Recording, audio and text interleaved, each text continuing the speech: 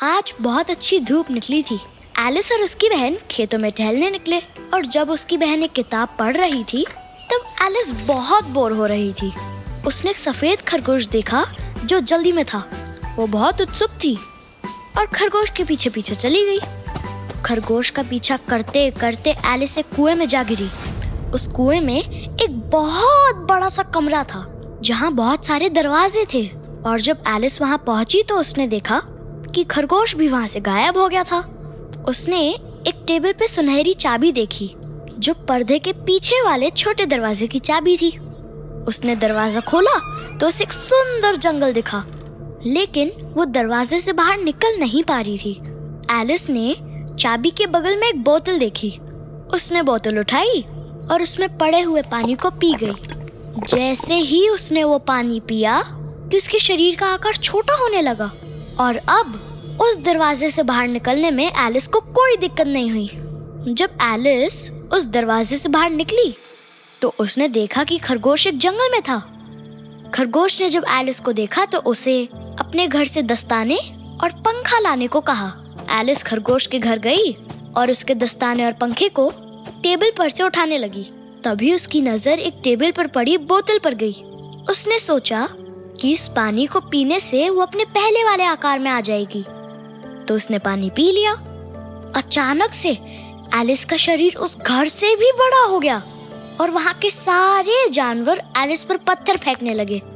लेकिन जो पत्थर जो एलिस पर फेंके जा रहे थे वो छोटे छोटे केक्स में बदलने लगे और जब एलिस ने उन केक्स को खाया तो उसका शरीर भी छोटा हो गया।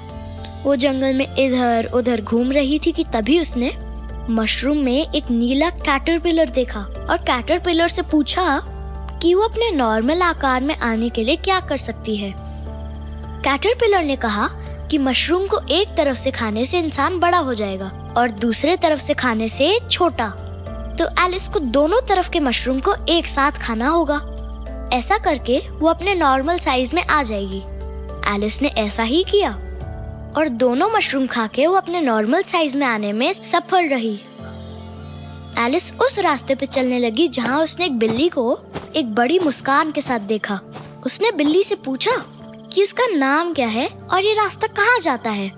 बिल्ली ने कहा कि ये रास्ता मैनहट्टन और मार्च हरे की ओर जाता है। छोटी सी बातचीत के बाद चेशायर बिल्ली अपने पूंछ से धीरे धीरे गायब हो गई, लेकिन उसका चेहरा वहीं रह गया। एलिस ने मार्च हरे को देखा जो एक पेड़ के नीचे मैड हैटर के साथ चाय पी रहा था।